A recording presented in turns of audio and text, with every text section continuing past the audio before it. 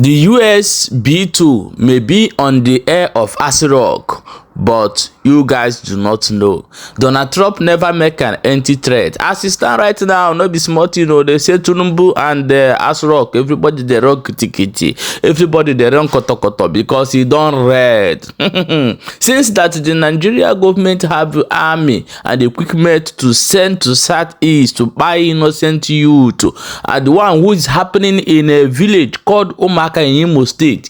Any youth there now is a suspect. Once you are walking on the roadside, they pick you are gone.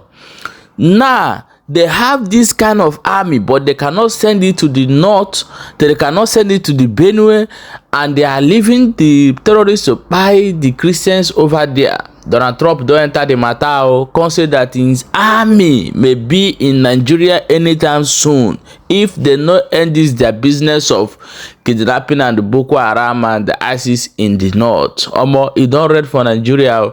Now I'm going to play the video. May you hear how these terrorists take by 500 Christians and see wetin Donald Trump talk for the matter as it stand right now. Watch this video and share the video. You know, say for this channel we dey talk the truth. Yesterday if you watch, we did not post anything. The reason why na be say they try to bring this channel down because we dey expose them. Not say we dey expose them, we dey send these videos, all these things where they happen for international communities. Say make they see am, they fight this page to bring am down, but they no go succeed. So they share the video as it happen. Now watch the video. President Trump tonight is threatening to take action against Nigeria for what he says is the persecution and killing of Christians. In a post on Truth Social, the president said he has ordered the Pentagon to begin planning for a possible military action. Trump warned he will also, quote, immediately stop all aid and assistance to Nigeria. Nigeria's president says his country is not religiously intolerant. I am standing on the mass grave of 501 Christians, majority of whom are women and children that were slaughtered, literally slaughtered with swords and machetes.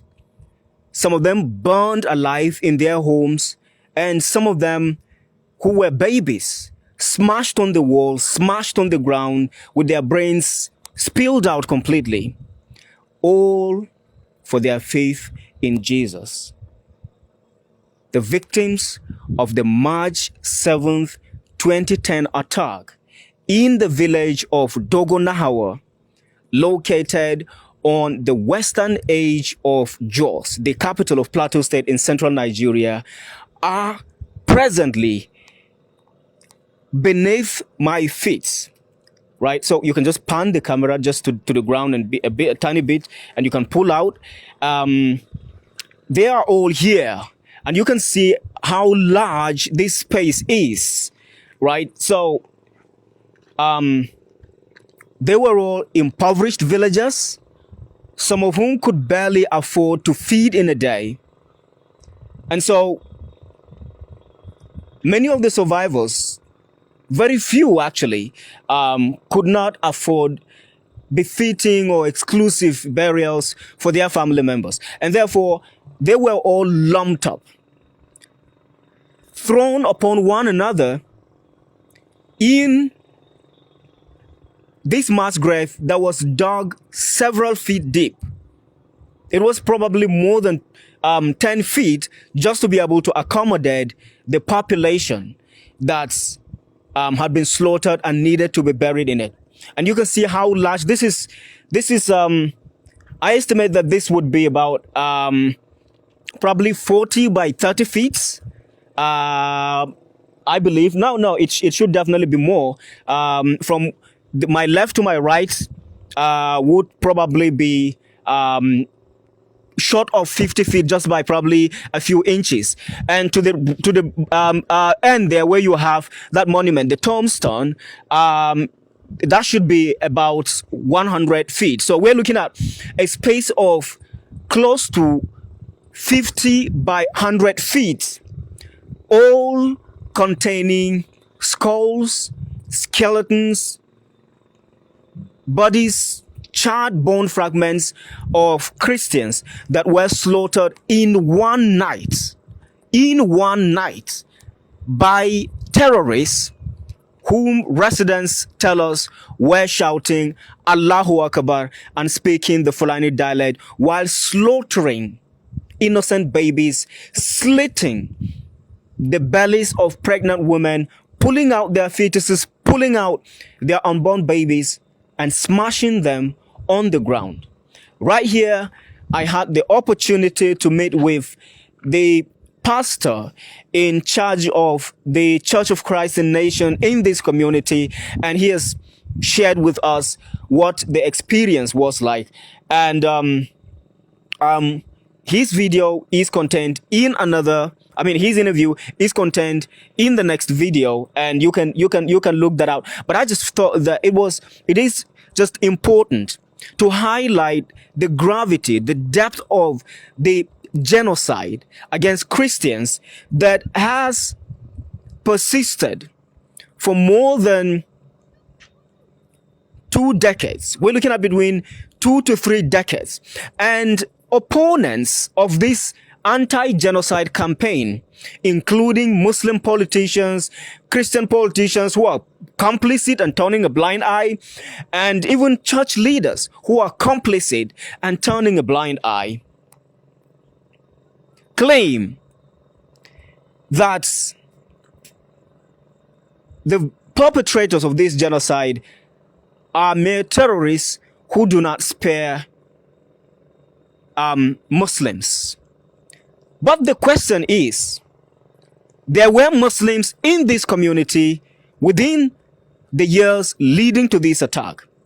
But in the weeks leading to the attack, residents tell us that the Muslims, including members of the Hausa and Fulani ethnicities, who had previously settled here for tin mining activities, evacuated the town. And because the Christians were peaceful people, they were unsuspecting, they were not anticipating any invasions, they did not care to ask questions. Of course, they hadn't involved or engaged in any clashes as the opponents or the genocide deniers are claiming. So they didn't anticipate any invasions or any attacks against, on them. But on the nights of March the 7th, 2010, this community was swarmed by hundreds of Allahu Akbar shouting terrorists who left death and destruction in their trail. At that time, I was a young reporter working with a government newspaper in the state of Benue, deployed to Plateau State as a correspondent. I had just commenced my practice as a journalist in 2008, and I didn't have so much experience covering wars, but I witnessed at least 2 major incidents and reported on them. The mass slaughter of Christians on between the 26th and 28th of November 2008, following county elections that did not favor those that claim to be the owners of the state, the owners of the country, who decided to take laws into their hands by slaughtering Christians in protest to the results of the local government elections that didn't favor them. And later on January the 19th, when another group of extremists, Muslim extremists, started riots after, during a church service. They started by, interrupting a church service in the northern part of Jos. And when the leaders of the church attempted to appeal to them to desist from their acts, which included making unnecessary provocations, provocative utterances, and even playing football, soccer in front of the churchyard while church service was ongoing, they decided to take up arms and go after Christians. I witnessed that, and I reported on that. I reported on, of course, the Dogo Nahawa massacres. But at the time, I could not afford a camera phone. I could not afford a decent camera. And so all I did was to interview town leaders and church leaders and survivors without having to come here to document the aftermath of this 4-hour-long slaughter that happened under the watchful eyes of the Nigerian army, who residents tell us never showed up until the slaughter, the massacres were complete and the terrorists had left. So I witnessed and reported on that. My colleagues who managed to come here and document these massacres, the aftermath, the evidences of these slaughters, religiously follow these massacres from 2001, including the brutal slaughter of more than 1,000 Christians from September 7, 2001 up to September 11, 2001, which saw the capture of a prominent Christian town 35 miles southwest of Jos, at the time known as Rankum, Rankum, located in the Riyom County or local government in Nigeria. For the sake of those who care to know, that town was captured after all the residents were slaughtered and the survivors displaced. And today it has remained, to this day, it has remained a no-go zone for Christians and a staging ground for further attacks and village takeovers. As of today, there are more than 200 Christian towns that have been seized and turned to Muslim no-go zones, with residents and survivors or witnesses telling us that the terrorists who led the assaults, who led the attacks, emerged from Mahanga and the surrounding areas. But again, the Nigerian government knows about all of this, but it will not take action. Just as it will not want you, who is watching this, to know about the slaughters and the massacres of Christians, including the brutal slaughter of 501 identified, underline the word identified, the 501 victims of this attack that are underneath my feet right here in this mass grave are only those who were identified. There were many of them who could not be buried because they were burned to ashes. And so right here, we have just one of thousands of evidences of the genocide against Christians in Nigeria, Africa's largest country by population and also economy. Now imagine that these terrorists succeed, which is obviously their goal, in taking over Nigeria. Already they are pushing southward to the oil-rich region, the oil-rich south of Nigeria. They started from the northeast and they've been pushing all the way to the northwest, pushing now, concentrating in the north central, which is the middle belt region. And because in the northwest, the majority of the Christians have been displaced and slaughtered and displaced, they are exclusively the ones in there, and their differences are beginning to manifest. The Shias, the Sunnis are all beginning to turn their weapons against themselves. It's typical of radical Islamic countries. We've seen this in Afghanistan. We've seen it even recently in Gaza.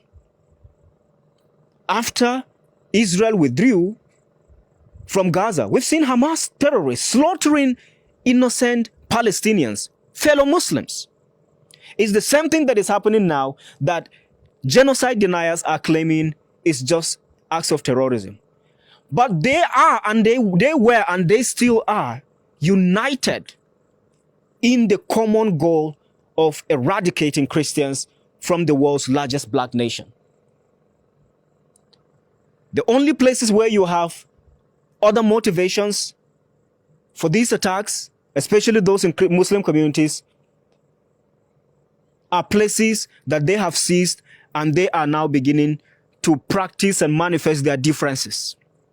You have in places, for instance, in a place like Damari, Benungwari local government of or county of Kaduna State, you have the so-called bandit gangs dwelling with Ansaru terrorists who are allied to Al-Qaeda, battling for the control of that region. But the goal is to institute Islam, radical Islam.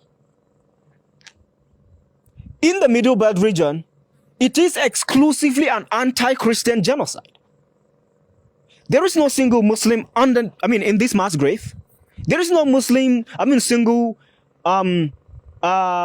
atheist or traditional idol worshipper in this mass grave. They're all Christians. And they are pushing to the south, pushing southward to the oil rich region of Nigeria. Imagine what they can do if they succeed in taking the whole of the country, which is obviously their goal. Imagine what will happen to the rest of Africa and the rest of the world if Nigeria, with all of its vast mineral resources, falls to the control of radical Islam. Think about this. My people, I bet me wanna share this video. You know, say we they talk, we they tell you, say share the video, we know why, because this thing where they happen for Nigeria, this APC government I don't understand. This thing na them plant up and na them go end up. So thank God say Donald Trump. Some Nigeria they say, hey, Jawashavri nation, but they buy other people. When they talk 500, they talk person like you. Where wake up in the morning, they see person just carry kala come buy am. And we did there, they talk nonsense. Your sovereign nation is this one, is that one. If your government is protecting you, they really give you what is the meaning of government self? Why are their government? So why can't they protect you? Why can't they protect the lives and property? And what they are protecting is the 20 naira, 100 naira in the road, arresting innocent youth, intimidating people, carrying gun. You go see somebody they drink kaka in the morning, they carry gun, they do nonsense. And you people are putting emotion in this. Let the action begin today, tomorrow. I want it today, tomorrow in Nigeria. Let them wipe out the terrorists and let them mention their sponsors, catch their sponsors, chase them out. Enough is enough. What is this? Insecurity everywhere. I better share this video and drop your own opinion for inside comment section.